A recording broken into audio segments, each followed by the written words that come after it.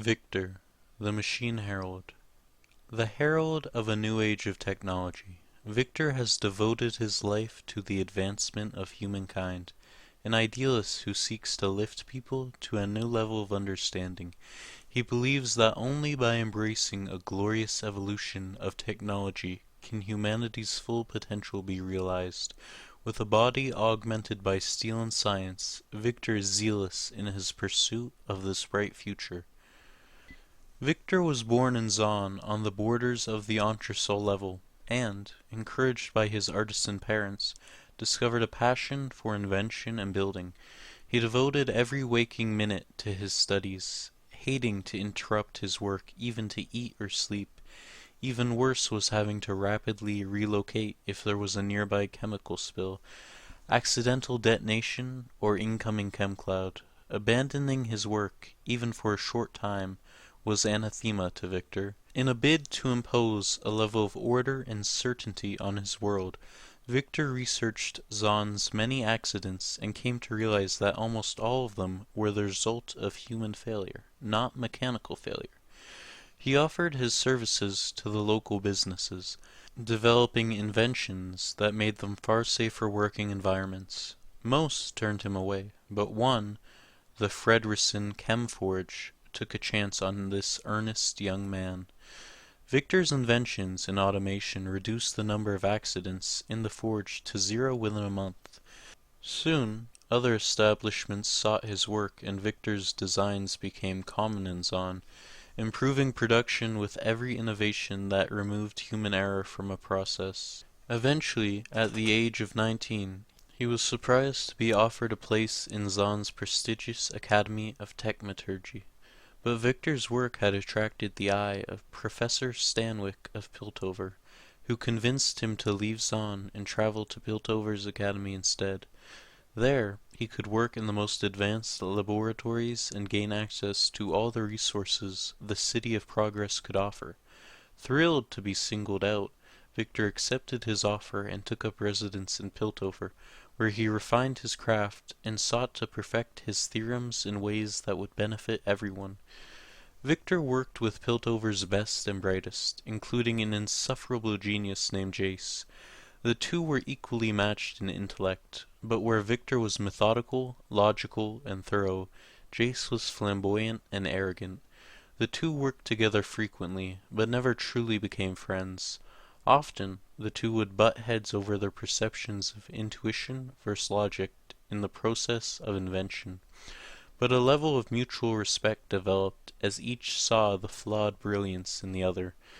In the midst of his studies in Piltover, a major chem spill devastated entire districts of Zon, and Viktor returned home to offer his help in the rescue efforts. By grafting a sophisticated series of cognitive loops upon existing automotive technology, he crafted a custom-built golem, Blitzcrank, to help in the cleanup. Blitzcrank was instrumental in saving scores of lives and appeared to develop a level of sentience beyond anything Viktor had envisioned. Even with the spill contained, Viktor remained in Zon to help those afflicted by the released toxins. With the golem's help, he attempted to use his techmeturgical brilliance to save those whose lives had been blighted by the spill. Their attempt was ultimately unsuccessful in preventing more deaths, and the two parted ways.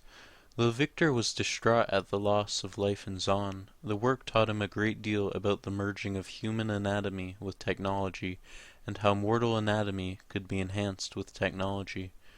When Viktor returned to Piltover, weeks later, it was to find that Professor Stanwyck had held a symposium on Blitzcrank and presented Viktor's research as his own.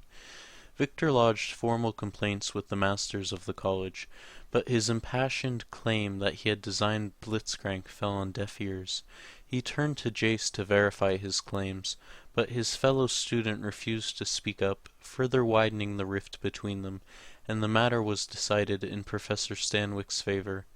Bitter, but resigned, Viktor returned to his studies, knowing that his ultimate goal of making people's lives better and enhancing humanity was more important than one stolen project and a bruised ego.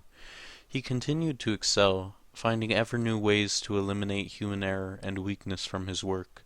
A facet of his researches that came to dominate his thinking. He saw human involvement in any part of a process as grossly inefficient aberration, a view that put him at odds with a great many of his fellow students and professors, who saw the very things Viktor sought to remove as the source of human ingenuity and creativity. This came to a head during a reluctant collaboration with Jace to improve the diving suits used to keep Piltover's docks clear of underwater debris and lingering chemical waste. Viktor and Jace's enhanced suits allowed the wearer to go deeper, remain underwater for longer, and lift heavier weights. But many wearers claimed they saw phantom corpse lights in the depths or suffered from chem-induced hallucinations. When divers experienced such symptoms, they panicked and often got themselves or their fellow divers killed. Viktor saw the problem was not technical, but with the wearer's nerves unraveling in the inky depths. He devised a chem-shunt helm that allowed an operator on the surface to bypass the wearer's fear response and effectively control the diver. A heated discussion between Viktor and Jace on free will and mental enslavement turned bitter, almost violent, and the two vowed never to work together again. Jace reported the incident to the college masters, and Viktor was censured for violating basic human dignity. Though, in his eyes, his work would have saved many lives, he was expelled from the college and retreated to his old laboratory in Zon, disgusted by the narrow-minded perceptions of Piltover's inhabitants. Alone in the depths, Viktor sank into a deep depression, enduring a traumatic period of introspection for many weeks. He wrestled with the ethical dilemma he now faced, finding that, once again, human emotion and weakness had stood in his way. He had been trying to help, to enhance people beyond their natural capabilities, to avoid error and save lives. Revelation came when he realized that he too had succumbed to such emotions, allowing his naive belief that good intentions could overcome ingrained prejudice to blind him to human failings. Viktor knew he could not expect others to follow where he did not go first. So, in secret, he operated on himself to remove those parts of his flesh and psyche that were relied upon or were inhibited by emotion. When the surgery was done, almost no trace of the young man who had traveled to Piltover remained. He had supplanted the majority of his anatomy with mechanical augmentations, but his personality had also changed. His idealistic hope to better society was refined into an obsession with what he called the glorious evolution. Viktor now saw himself as the pioneer of Valoran's future, an idealized dream where man would renounce flesh in favor of superior hextech augmentations. This would free humanity from fatal errors and suffering, though Viktor knew it was a task that would not be completed easily or quickly. He threw himself into this great work with a vengeance. He used technological augmentations to help rebuild Zonites injured in accidents, perfected breathing mechanisms, and worked tirelessly to reduce human inefficiency by decoupling physicality from emotion. His work saved hundreds of lives, yet seeking Viktor's help could be dangerous, as his solutions often brought unexpected consequences. But if you were desperate, Viktor was the man you went to. Some in Zon, hearing fragments of his philosophy and seeing the success of his work,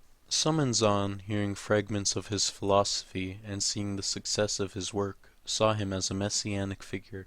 Viktor couldn't care less for them, viewing their quasi-religious cult as an aberration.